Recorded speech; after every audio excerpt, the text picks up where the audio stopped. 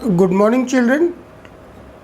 So today we will start our chapter 14, class 9th,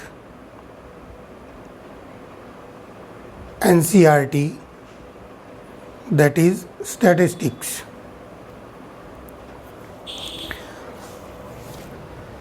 So what is statistics?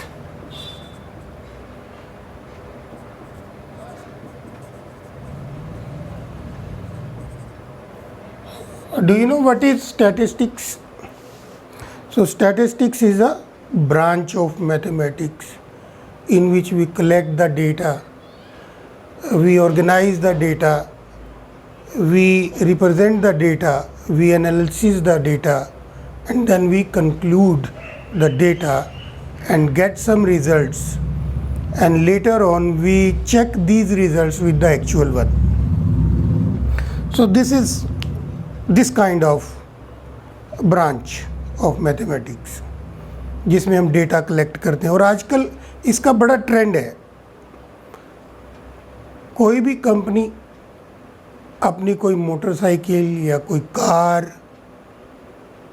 किसी country में launch करना चाहती है तो पहले वो क्या करती है, इंफॉर्मेशन गैदर करती है, वहाँ से डेटा कलेक्ट करती है। वहाँ की सड़कें कैसी हैं, गाड़ी का प्राइस क्या रखा जाए, कितने लोग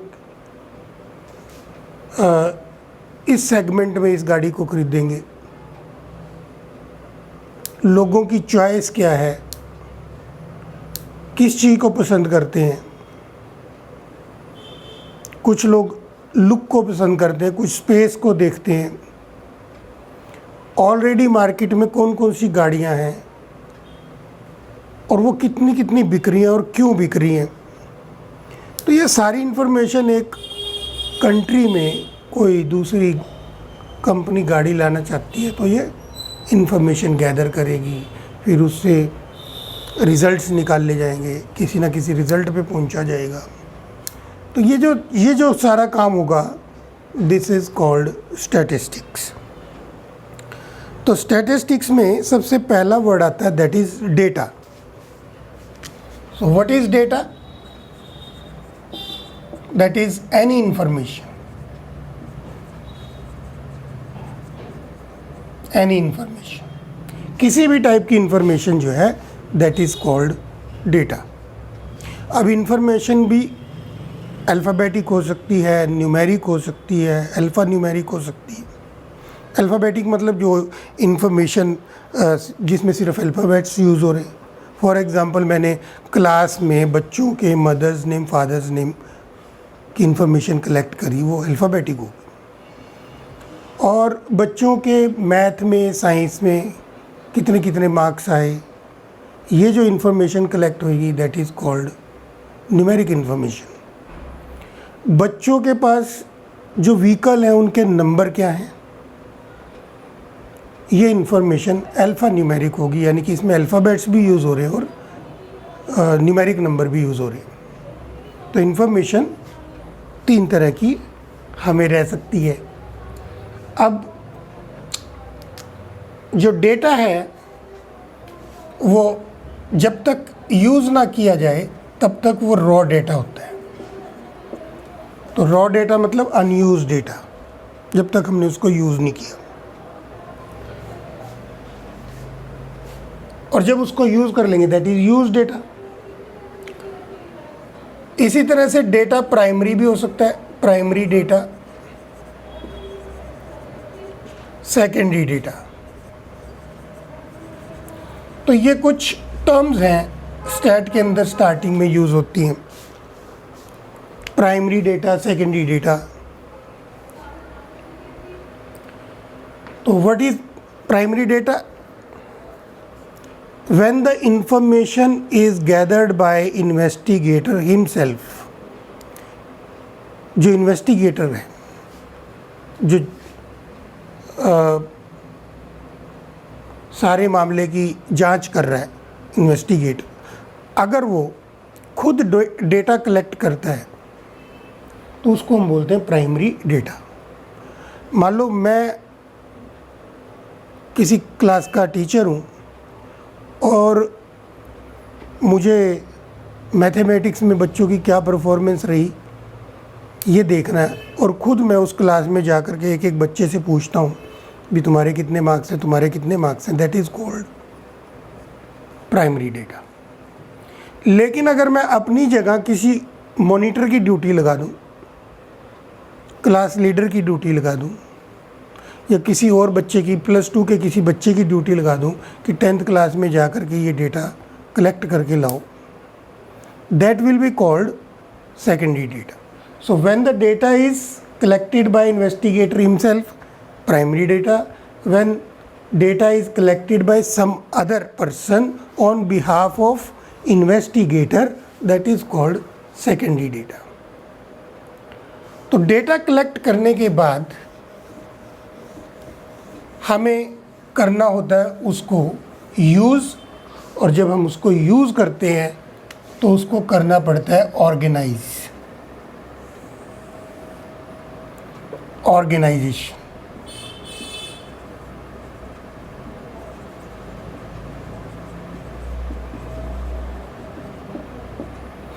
तो जब हमने ऑर्गेनाइज करना है तो हम उसको सिंपल डेटा की फॉर्म में भी रख सकते हैं।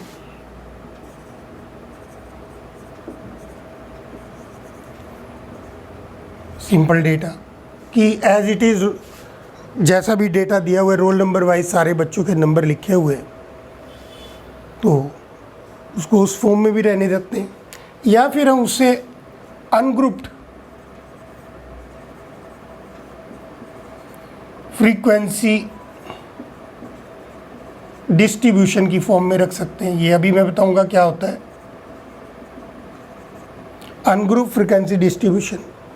या फिर मैं उस डेटा को grouped frequency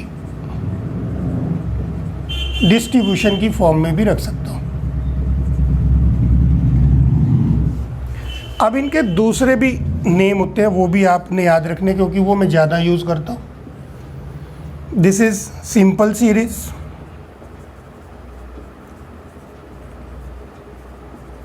this is discrete series, and this is called continuous series.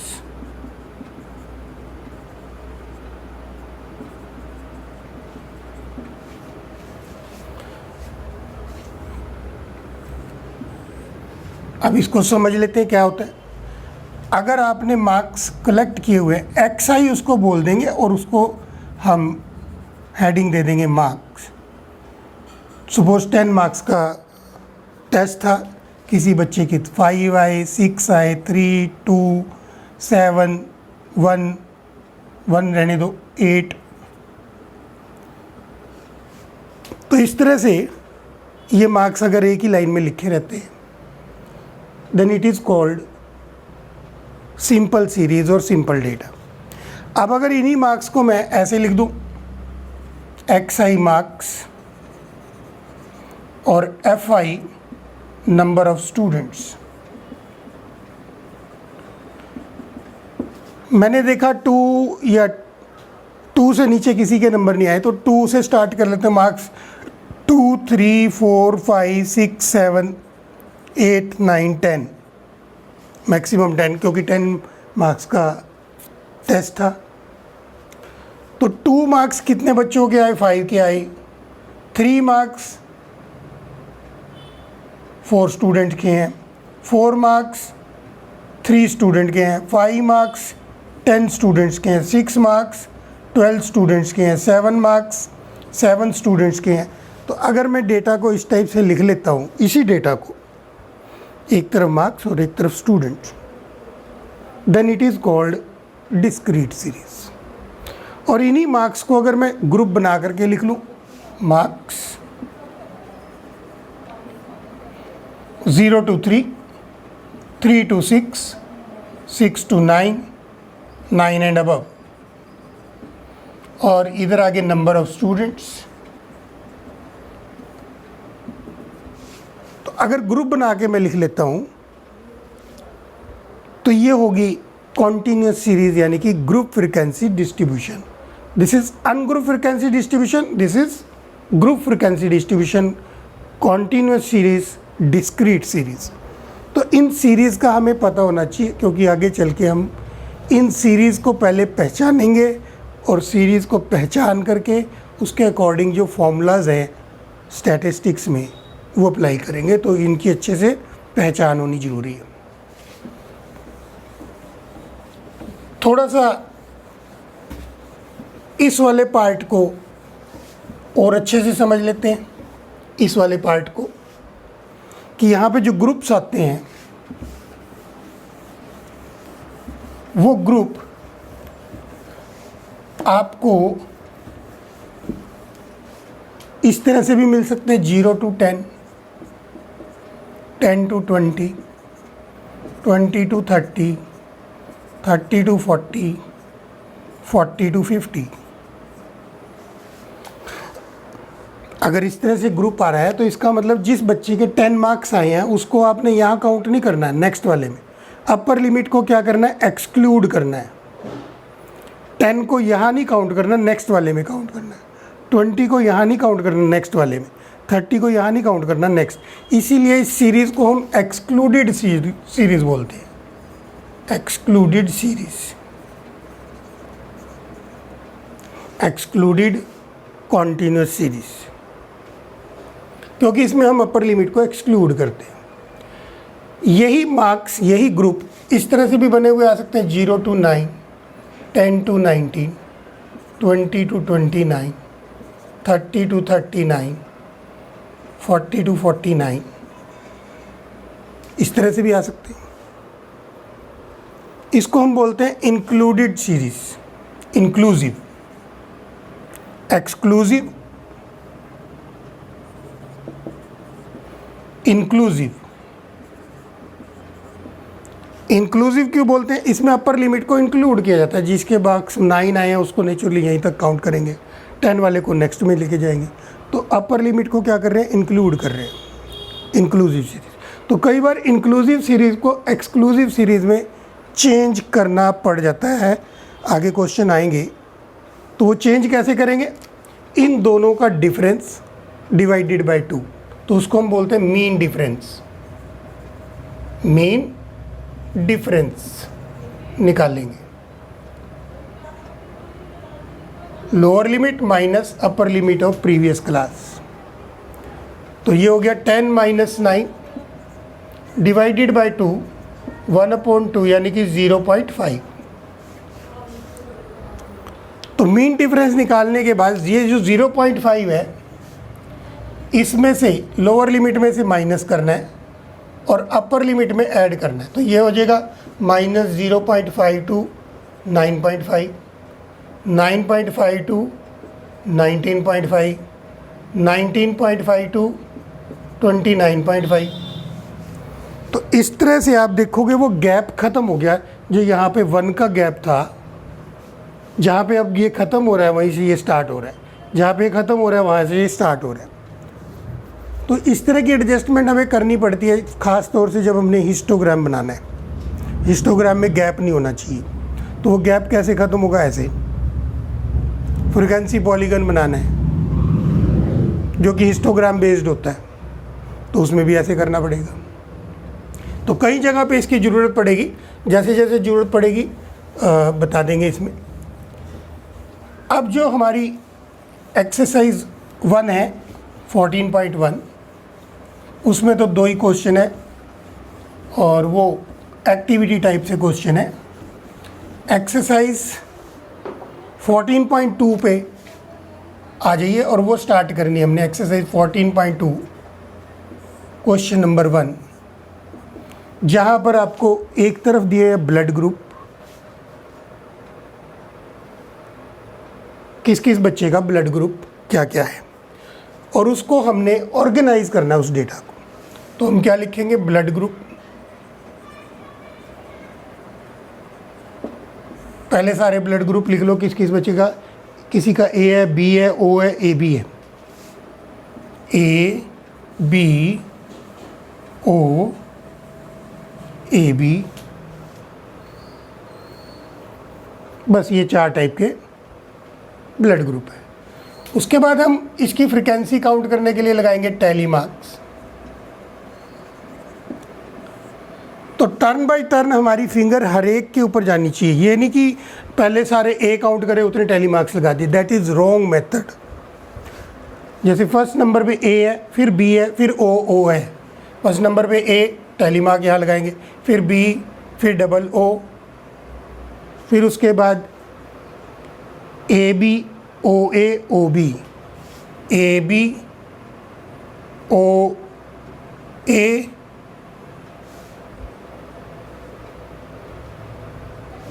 O B, O B.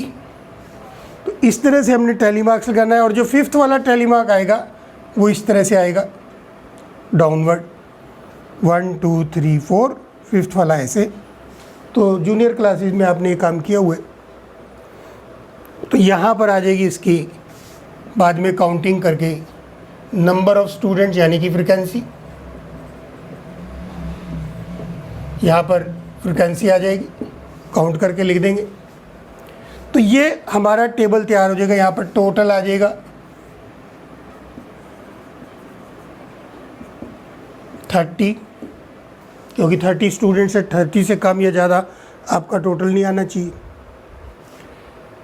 तो ये जो हमारा टेबल बन गया या ऑर्गेनाइजेशन जो हो गई इस डेटा की, इसको हम बोलेंगे अनग्रुप फ्रीक्वेंसी डिस्ट्रीब्यूशन।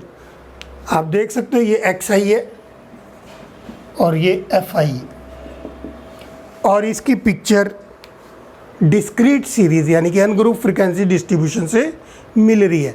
ये जो रिप्रेजेंटेशन है ये और ये XI and FI simple series में नहीं है, और ग्रुप इसमें बने ही नहीं हुए। 0 to 10, 10 to 20, 20 to 30 इस तरह के ग्रुप नहीं बने हुए। तो ये कौन सा है? Ungroup frequency distribution. Question number 2 में आपने ग्रुप बना के इसी तरह से काम करना है।